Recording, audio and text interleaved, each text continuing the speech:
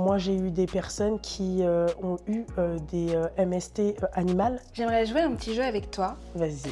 Je vais te parler de 2 ou 3 couples publics sur les réseaux sociaux. Et est-ce que toi, tu peux me répondre en tant que coach ce que tu penses de ce couple-là? D'accord. Ça te va ou pas? Vas-y. Donc, si je te dis Jazz et Laurent. Jazz et Laurent, je vois beaucoup de bling bling.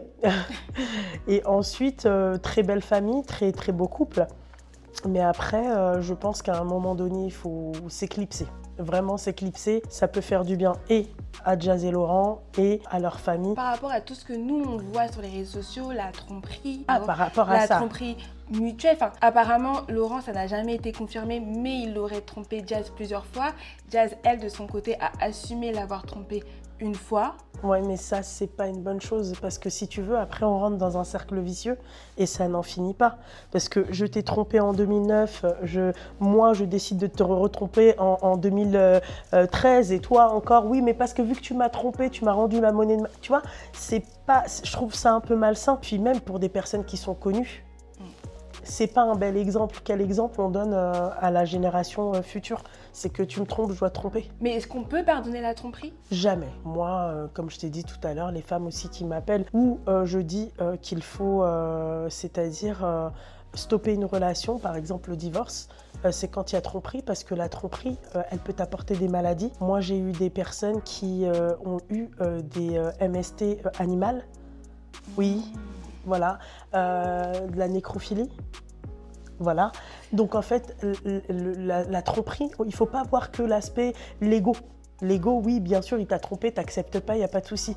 Mais tu as tout ça. Et tu as le fait aussi tu te dis que si jamais le mec te trompe et que tu te remets avec lui, quelle sera ta vie? Chaque fois qu'il va sortir de la porte, tu vas te dire, mais est-ce qu'il va me tromper? Tu ne seras plus jamais sereine dans ta vie de couple. À quoi bon rester avec? Ok, autre couple. Nabila et Thomas, est-ce qu'on peut rester avec quelqu'un qu'on a poignardé?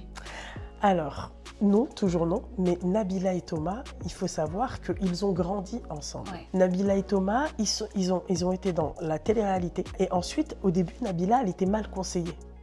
Ses équipes, elles n'étaient pas top parce qu'elles faisaient un peu n'importe quoi, des télé-réalités par là. Tu sais, et la fame. C'est une très belle femme. Thomas, c'est un très bel homme. Le couple, waouh, vraiment, c'est un très beau couple, très belle famille. Ouais. Donc, bien sûr que non, on va pas pouvoir. Moi, c'est une forme de manque de respect totalement. Et tu réduis ton homme à quoi, en fait? Un truc que tu peux poignarder quand tu veux. Mais aujourd'hui, ce coup de poignard, tu vois, ils ont mis du ciment. Ça a solidifié leur couple. Bizarrement. Mais ça passe ou ça casse.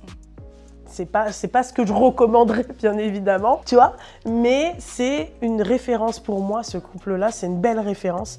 Et puis même, tu regardes le parcours de Nabila, tu passes de télé-réalité aux plus belles couvertures de magazines. Mannequin pour Jean-Paul Gaultier. Et puis, tu vois, c'est quand même une femme qui est très extravertie, c'est une femme quand même qui est refaite, mais elle est, tu vois, c'est le style de femme où je dis, elle est très bien refaite. C'est-à-dire, elle est belle. Elle apporte du peps. Elle met un truc, la nana, même quand elle n'est pas maquillée, même quand elle est pas... J'aime bien. J'aime beaucoup Nabila et Thomas, moi.